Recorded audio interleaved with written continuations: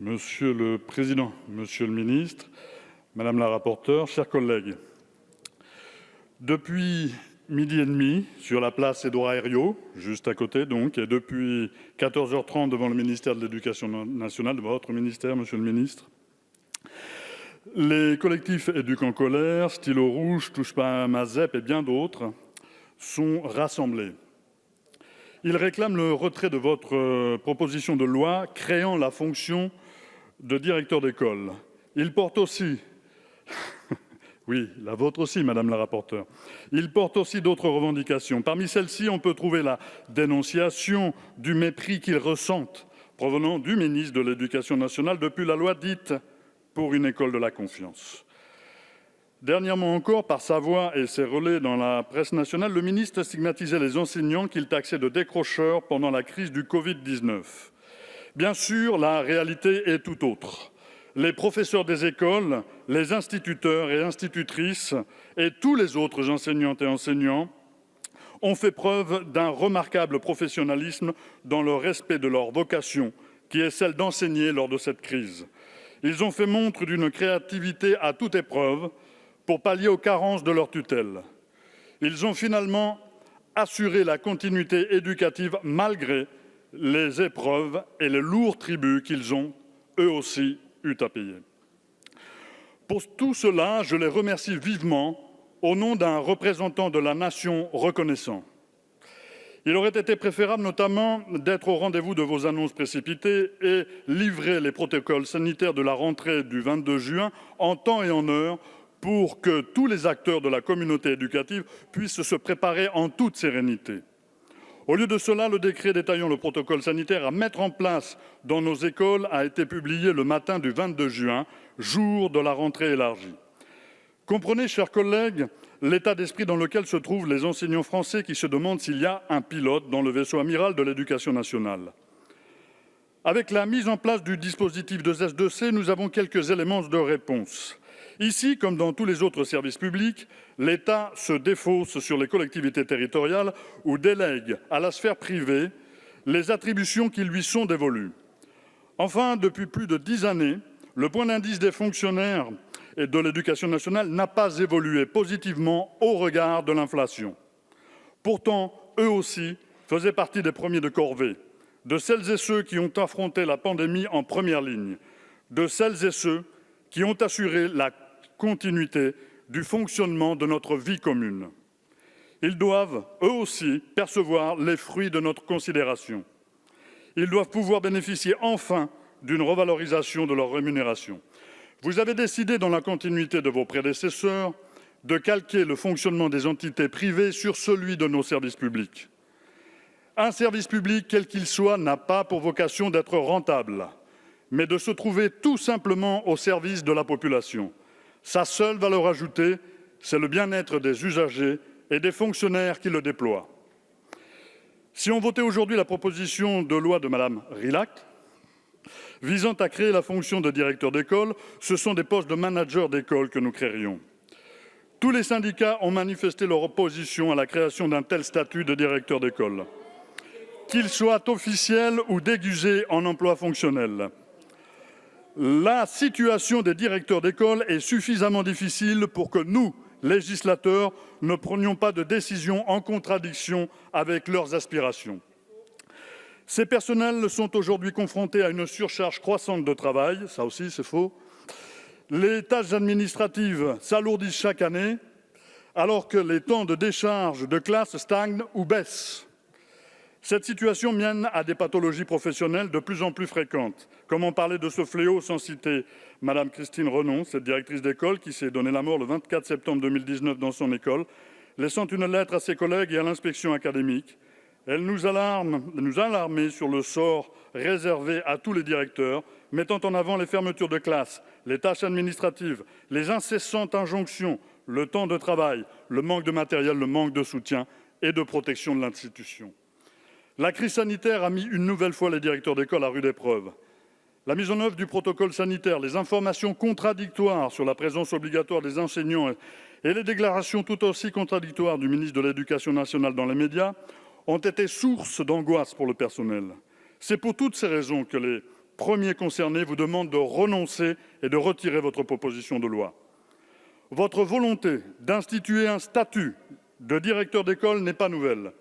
C'est une volonté ancienne du ministre de l'Éducation nationale et vous l'avez proposée lors d'un rapport d'août 2018. Déjà, l'opposition à la création d'un tel statut s'était exprimée fermement dans les rangs syndicaux.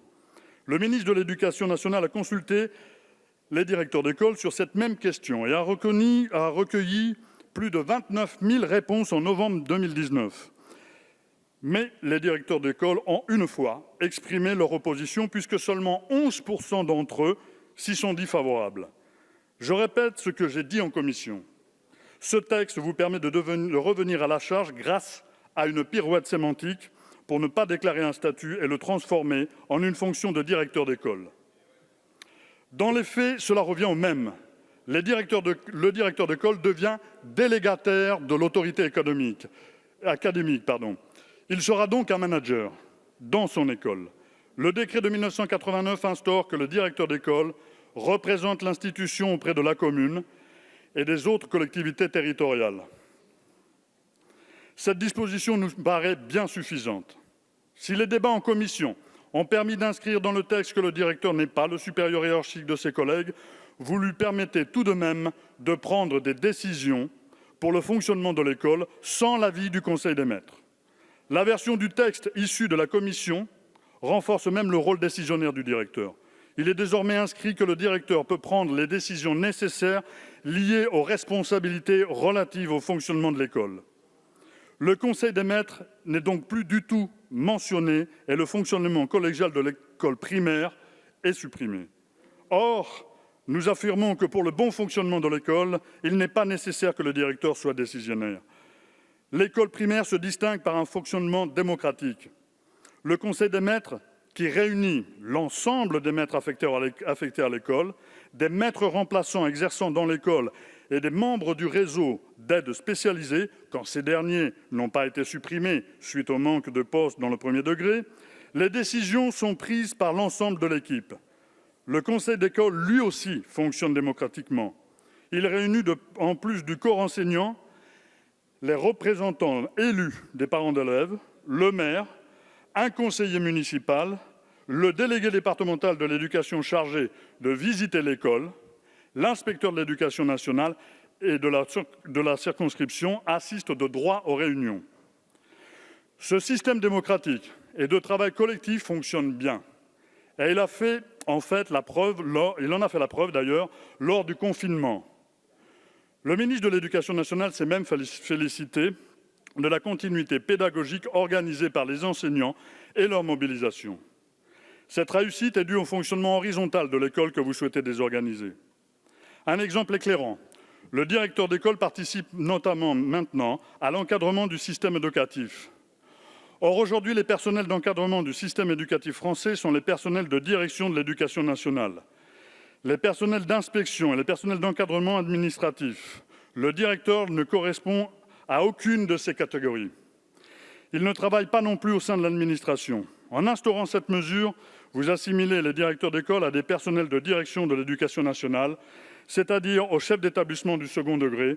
Comme le dénoncent de nombreux syndicats, cela dessine une école verticale dont nous ne voulons pas. Tous ces éléments démontrent que le directeur d'école manager de demain sera bien un fonctionnaire avec un statut particulier. L'accès à ce statut pose au moins deux autres problèmes liés à la nomination et la rémunération du directeur d'école. Votre proposition prévoit que le directeur soit nommé par l'inspecteur académique. Actuellement, le directeur est inscrit sur la liste d'aptitude après avis de la commission administrative paritaire départementale. Ensuite, le directeur est affecté en fonction d'un nombre de points cumulés pendant sa carrière. Un directeur peut se voir retirer son emploi toujours après avis de la commission administrative paritaire départementale. Ce fonctionnement garantit une relative transparence dans l'attribution des postes avec le contrôle des syndicats.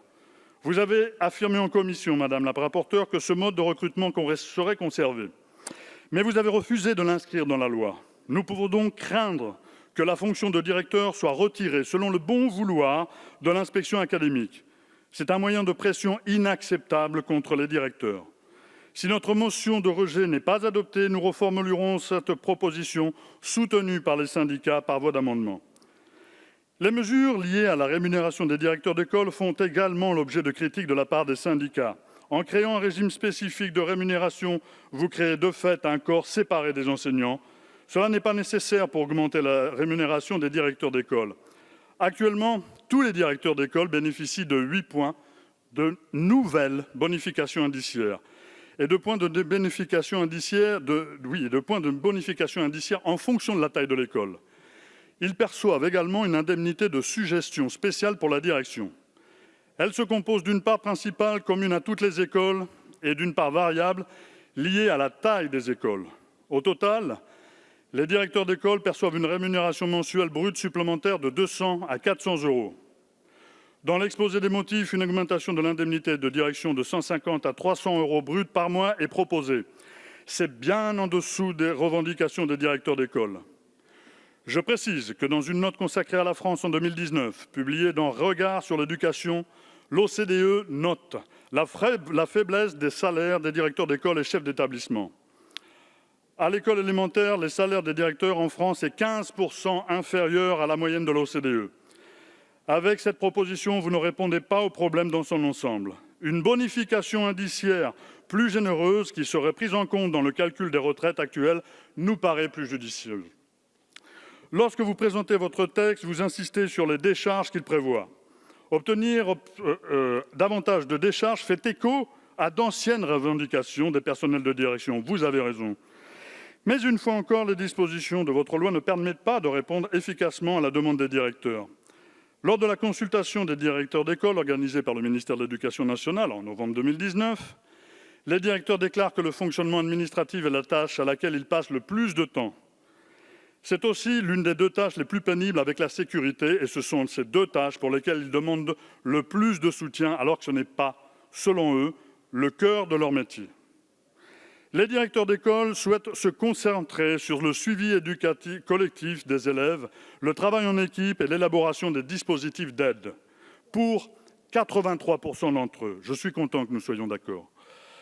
Or, ce n'est pas ce qui est proposé ici. Au contraire, la décharge de classe est suivie d'introduction, de missions nouvelles pour les directeurs. Certaines missions sont parfois même extérieures au fonctionnement de l'école, comme celles concernant la formation, des missions de coordination de pôles inclusifs d'accompagnement localisés, réseau d'éducation prioritaire, région d'éducation prioritaire renforcée, regroupement pédagogique intercommunal, leur sont confiées alors qu'elles relèvent d'autres personnels de l'éducation nationale. L'inspecteur de l'éducation nationale, l'enseignant référent à la scolarisation des élèves handicapés ou encore le coordinateur REP en sont normalement chargés. Finalement, en échange d'une décharge totale de classe, les directeurs se verront leur charge de travail s'alourdir considérablement et d'autres personnels risquent d'être privés de leur mission. Cette proposition de loi va à l'encontre des demandes des professionnels du secteur. Cette ineptie aura également pour effet d'aggraver considérablement les inégalités territoriales. Au moment où je vous parle, la décharge complète d'enseignement pour les directeurs d'école ne s'appliquera que dans les établissements comptant au minimum 8 classes. Il n'y aura donc aucune décharge pour les plus petites structures. Je vous informe qu'au moins de 10% des écoles de l'Ariège sont concernées, comme c'est le cas dans beaucoup d'autres départements à la démographie et à la sociologie similaires. Sur tout le territoire national, ce sont 75% des écoles qui se trouvent exclues de votre dispositif. Vous souhaitez encourager les détachements de personnel, notamment administratifs. Là aussi, je vous informe que les écoles rurales sont souvent situées dans des communes qui rencontrent d'importantes difficultés.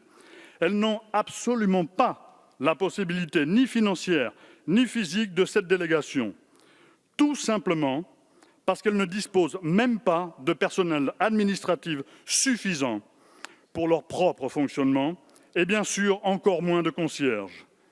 Et cela s'aggrave d'année en année avec la politique de baisse des dotations que ce gouvernement a enclenchée dès son arrivée au pouvoir, bien sûr. Ici, comme dans d'autres aspects de votre proposition de loi, vous avez pris pour modèle éducatif la ville de Paris. Madame la rapporteure, si 90% des communes de notre pays avaient 10% des moyens financiers, structurels et humains de la ville de Paris, l'école de la République se porterait bien mieux. Il ne s'agit pas ici d'opposer la ville lumière, notre superbe capitale, au reste du pays, mais de vous signifier qu'il existe une vie au-delà du périphérique parisien et par extension au-delà des périphéries des métropoles françaises. J'ajouterai à l'instar de mes interventions en commission qu'il est hypocrite de demander aux communes de fournir du personnel aux écoles alors que l'emploi public territorial a été réduit et que l'organisation de ces services des collectivités a été fragilisée par la suppression de 200 000 contrats aidés. Je finis. Chers collègues, vous nous soumettez un texte lacunaire et inutile qui aggravera la fracture entre nos territoires. Donc, nous vous incitons à voter cette motion de rejet. Montrons aux directeurs d'école que les représentants de la nation sont capables de les entendre. Merci.